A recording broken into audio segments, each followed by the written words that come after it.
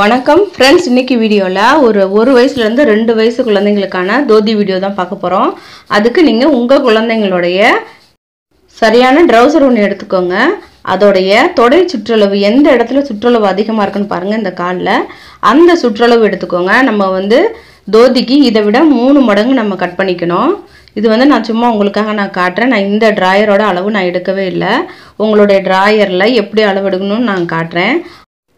டிராயரோட மேல்ல இருந்து மேல் பகுதி இடுப்பு பகுதியில இருந்து கீழ ஜாயின் பண்ணிருப்பாங்க. அது வரைக்கும் அளந்து எடுத்து அதில இருந்து ஒரு 3 இன்ச் மைனஸ் பண்ணிக்கலாம். இதுல ரெண்டு கிளாத் இருக்கு. கிளாத் எடுத்துட்டு சுற்றளவு 26 இன்ச்சும் உயரம் 14 இன்ச் நான் எடுத்துக்கிறேன். அளவு டிராயர்ல இருக்கிற தொடை சுற்றளவை விட நம்ம 3 மடங்கு எடுக்கணும். இங்க நான் 26 இன்ச் அளவு நான் எடுத்துர்க்கேன். இந்த 26 இன்ச்சை 3ஆ மடிச்சுக்கலாம். மடிச்சிட்டு ஒரு மடிப்பை மட்டும் நான் விரிச்சு விட்டுட்டு மீதி அந்த இன்னொரு மடிப்பு இருக்கு பாருங்க, அது அப்படியே தான் இருக்கு. இதே மாதிரி வச்சு நம்ம இந்த சென்டர் இருக்கு பாருங்க, இந்த இடத்துல இந்த கோடு அதாவது அந்த துணி மடிச்சிருக்கோம்ல அதுக்கு இந்த பக்கம் 2 இன்ச் இந்த பக்கம் 2 இன்ச் மார்க் பண்ணிக்கலாம். கால் வளைவு 6 இன்ச் மார்க் பண்ணிக்கலாம். நீங்க உங்க டிராயர்ல எவ்வளவு தேவையோ அவ்வளவு எடுத்துக்கோங்க. 3 இன்ச் மைனஸ் பண்ணி எடுத்துக்கோங்க. ஏன்னா நம்ம மேல பட்டி வைப்போம்ல, அதனால கால் வளைவு எடுத்ததுல இருந்து ஒரு 3 இன்ச் மைனஸ் பண்ணி மார்க் பண்ணிக்கலாம். அதே மாதிரி இந்த சைடு ஒரு பீஸ் தனியா இருக்கு பாருங்க, அதுல ஒரு பெண்ட் கொடுக்குறோம் வளைவு வரைஞ்சி இது எல்லாமே கட் பண்ணி எடுத்துக்கலாம். 1 வயசுல இருந்து 2 வயசு குழந்தை வரைக்கும் போடலாம். ஒல்லியா இருந்தாங்கன்னா ஒரு 3 வயசு குழந்தை வரைக்கும் தாராளமா இந்த தோதி போடலாம். கட் பண்ணதுக்கு அப்புறமா நம்ம விரிச்சு விட்டுக்கலாம். 2 கிளாத் இருக்கு, மேலே ஒன்று கீழே ஒன்று 2 கிளாத் இருக்கு. அதை அப்படியே விரிச்சு விட்டுக்கலாம். இப்போ உங்களுக்கு பார்டர் இருந்துச்சுன்னா நீங்கள் பார்டர் எதுவும் அட்டாச் பண்ண வேணாம். இதில் பார்டர் இல்லை, நான் பார்டர் வைக்க போகிறேன். அதனால் இதில் முதல்ல right side wrong side mark பண்ணிக்கலாம். அப்போ தான் நமக்கு குழப்பம் இல்லாமல் இருக்கும். ராங் சைடு மார்க் பண்ணிவிட்டு இப்போ ரைட் சைடில் தான் நமக்கு பார்டர் வேணும்.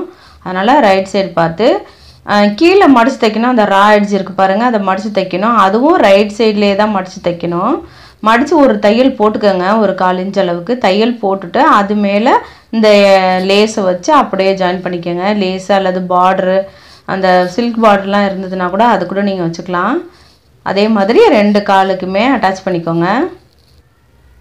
இப்போ நம்ம வளைவு வரைஞ்சோம் பாருங்கள், கால் வளைவு அது நம்ம கிராஸாக வரைஞ்சதுனால கொஞ்சம் எக்ஸ்ட்ரா தான் வரும். அதோட அளவு எவ்வளோ இருக்குன்னு பார்த்துக்கோங்க. ஏன்னா இந்த அளவுக்கு தான் நம்ம ஃப்ளீட்ஸ் வைக்க போகிறோம். அதனால் அதே அளவுக்கு இந்த சைடு இருக்குது பாருங்கள், அதிகமாக இருக்கிற இந்த பக்கமாக அந்த அளவு நம்ம 6 இன்ச் மார்க் பண்ணாலும் வளைஞ்சதுக்கப்புறமா அது 6 அல்லது 7 இன்ச் வரும். அதனால் அந்த அளவுக்கு அப்படியே இந்த இடத்துல ஃப்ளீட்ஸ் வச்சு எடுத்துக்கணும். அதே மாதிரி தான் இந்த கிளாத்லேயும் அதிகமாக இருக்கிற கிளாத்தில் இந்த ஓரத்தில் ஃப்ளீட்ஸ் வச்சுக்கலாம். 2க்குமே ஃப்ளீட்ஸ் வச்சுட்டு வந்துடலாம். இப்போ தான் நீங்கள் கொஞ்சம் கரெக்டாக நீங்கள் தைச்சி எடுக்கணும். இப்போ பாருங்கள் 2 ஃப்ளீட்ஸ் வச்சது நான் வச்சுருக்கேன். இது 2 தான் ஜாயிண்ட் ஆக போகுது. ஆனால் அதுக்கு நடுவில் ஒரு கிளாத் வரணும். அதுதான் எப்படி வரப்போகுதுன்னு பாருங்கள். அதாவது இந்த 2 சைடு இருக்குது பாருங்கள், இந்த பக்கத்தில் இந்த ஃப்ளீட்ஸ் வச்சதோட அந்த வளைவு இருக்குது பாருங்கள், அந்த பெண்டு, அந்த வளைவோட ராங் சைடு அப்படியே கொண்டு வந்துடணும். இதை தான் வைக்க போகிறோம். அதை அப்படியே திருப்பி அந்த வளைவு மட்டும் இந்த ஃப்ளீட்ஸில் வர்ற மாதிரி வச்சு ஒரு தையல் மட்டும் போட்டுக்கலாம். இந்த மாதிரி தைக்கும்போது உங்களுக்கு ரொம்ப ஈஸியாக இருக்கும். நீங்கள் கொஞ்சம் ட்ரை பண்ணி பாருங்கள். ஒரு தடவைக்கு 2 தடவை பார்த்தீங்கன்னா உங்களுக்கு புரியும். பாருங்கள், தச்சு எடுத்துகிட்டு வந்தாச்சு. இந்த ஸ்டெப்பு மட்டும் நீங்கள் கரெக்டாக செஞ்சிட்டிங்கன்னா உங்களுக்கு தோதி ரொம்ப ஈஸியாக வந்துடும். அதே மாதிரி இப்போ நம்ம தச்சு எடுத்துட்டோம். இந்த ஃப்ளீட்ஸ் இருக்குது பாருங்கள், அது இந்த இடத்துல வரணும். அது நம்ம இப்படியே வச்சோம்னா நமக்கு ராங் ரைட் மாறிடும் பாருங்கள். அதனால் அதை அப்படியே இப்படி மடித்து அந்த தையலில் கொண்டு போய் வச்சிடணும். உங்களுக்கு புரிகிறதுக்காக நான் இப்படி காட்டுறேன். ராங் சைடில் வர்ற மாதிரி அதை அப்படியே நம்ம கையில் எடுத்துட்டோம்னா கரெக்டாக வந்துடும். தைச்சதுக்கப்புறமா அப்படியே ரைட் சைடில் வந்துடணும். இன்னொரு தடவை நான் காட்டுறேன் பாருங்கள். நம்ம வளைவு தச்சு எடுத்து வச்சுருக்கோம். அதில் இந்த ஃப்ளீட்ஸ் வச்சது அங்கே தான் வரணும். இது பேக் சைடில் 2 சைடு ஃப்ளீட்ஸ் வரும் பாருங்கள், அந்த இடம். இதை கொண்டு போய் இங்கே வைக்கணும். ஆனால் நமக்கு அதை அப்படியே உல்ட்டாவாக திருப்பி வைக்கணும். அவ்வளோதான் விஷயம். நீங்கள் கொஞ்சம் கவனித்து இந்த ஸ்டெப்பு மட்டும் தச்சுருங்க. அப்படியே ஒரு தையல் போட்டுக்கலாம். இதை தச்சிட்டிங்கனாங்களே உங்களுக்கு வந்து பாதி வேலை முடிஞ்சிடும். இந்த பாருங்கள், தச்சதுக்கப்புறமா 2 ப்ளீட்ஸும் பார்த்தீங்களா, இதோட சென்டரில் இந்த மாதிரி ஒரு கிளாத் நிற்கணும். இந்த மாதிரி இருந்துச்சுனாலே நீங்கள் பாதி வேலை உங்களுக்கு முடிஞ்சது.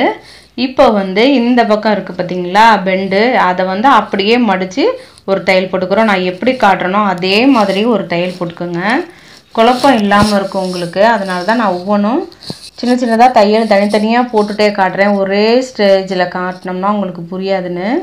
இப்போ தச்சு எடுத்துகிட்டு பாருங்கள். இப்போ வந்து இந்த வளைவு இங்கே இருக்குது, இதே மாதிரி இன்னொரு வளைவு அந்த சைடு இருக்குது. அது ரெண்டையும் தான் நம்ம இப்போ அட்டாச் பண்ண போகிறோம். இந்த பாருங்கள், இந்த வளைவை இந்த பேக் சைடில் ஒரு வளைவு இருக்குது பாருங்கள், அந்த வளைவை கொண்டு வந்து இதில் வைக்கணும்.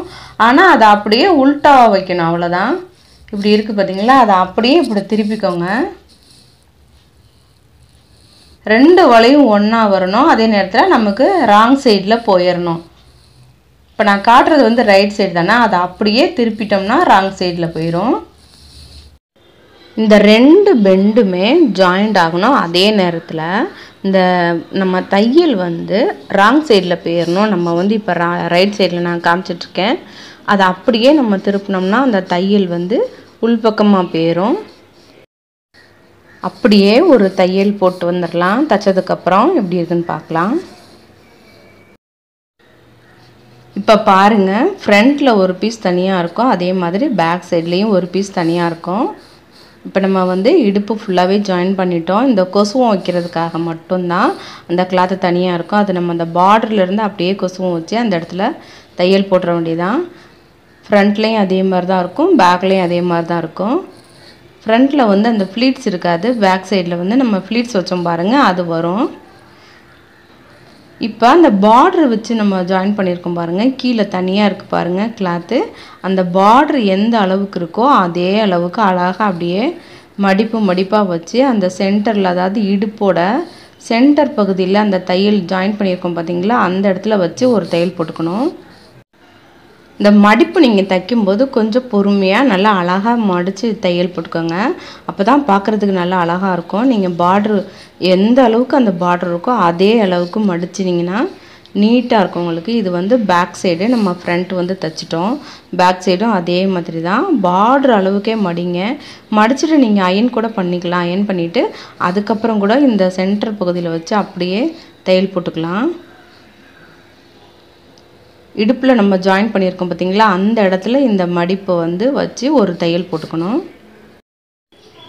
அவ்வளோதான். ஃப்ரண்ட்டு பேக்கு 2 சைடுமே அழகாக மடிப்பாக வச்சு ஜாயின் பண்ணி தையல் போட்டு எடுத்தாச்சு. இப்போ ஃப்ரண்ட்டும் பேக்கும் அழகாக அந்த பஞ்சக்கச்சை மாதிரி சூப்பராக வச்சாச்சு. இப்போ வந்து நம்ம இடுப்பு பெல்ட் பட்டி அட்டாச் பண்ணணும். அதுக்கு வந்து ஒரு 5 இன்ச் அளவுக்கு அகலம் எடுத்துக்கோங்க. இதோட சுற்றளவு எவ்வளோ இருக்குன்னு பார்த்தா அந்தளவுக்கு நீங்கள் எடுத்துக்கோங்க. இடுப்பு சுற்றளவு இது வந்து 14 இன்ச் அளவு இருக்குது. 14 14 28.